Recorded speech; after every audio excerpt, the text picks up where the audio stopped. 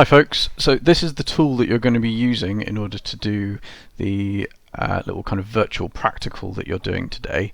When you open up the website, it will look like this. I find it quite useful to press this button here, and then it just takes all the other clutter out of the way and makes it a bit bigger so you can see what's going on. First thing you've got to do is make sure this says side 1, just so that you know which side that you're measuring each time. If it starts off on side 2 or side 3, click anywhere inside the shape to change it. Okay, so if you click outside the shape, it won't do anything. If you click inside the shape, it will go 1 2 3 1 2 3 1 2 3. So start off with side 1. This ruler here, you can move it around. So move it around until you can measure the side. Or you're always going to be measuring this bottom side. Okay, so don't worry about how do I turn the ruler around, just measure the bottom side along here. So that one's about, what's that, 7.3. Click inside the shape again. Each time you change the shape, each time you change the side that you're measuring, you will need to readjust the ruler. Okay, so don't just measure it wherever it's sitting. So we've got 7 for that one. Click again. So this is what I mean about the ruler. If I just measured it there, I'd go, oh, that's 5.1 centimeters, but we're not starting at 0. So we need to put it to 0, and that's 3.2 centimeters.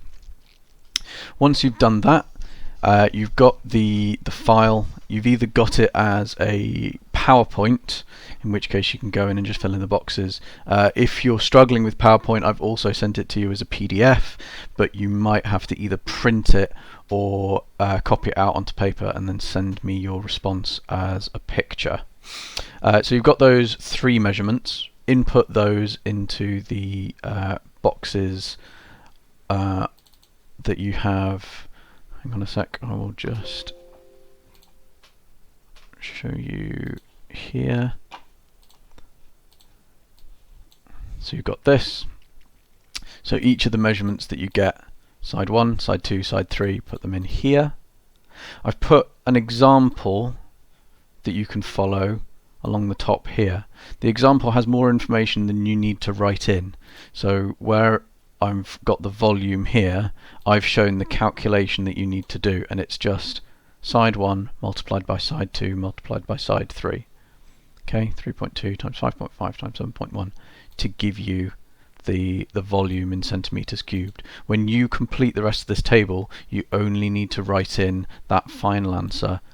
Don't bother writing in the sum. Okay. In order to figure out the mass, okay, you've got 2 ways of measuring things down here. You've got measure block, and that's talking about the length, and then weigh block. In order to weigh the block, all you need to do is click that button. Okay, you don't need to do anything like what you were doing with the ruler. You don't need to move it around or anything, and it doesn't matter which side is showing when you do that. Okay, it's always going to have the same mass. Really, it probably shouldn't say weigh. It should say find the mass of the block, because grams is mass. Input that here.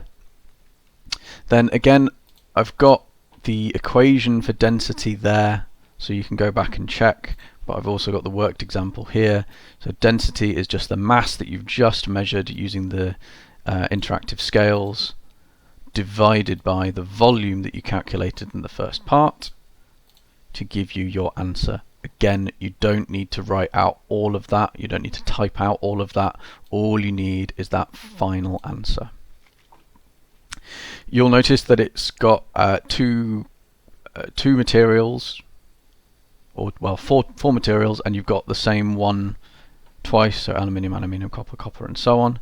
That's because when you are in the simulation, you can click new block size to give you a new block.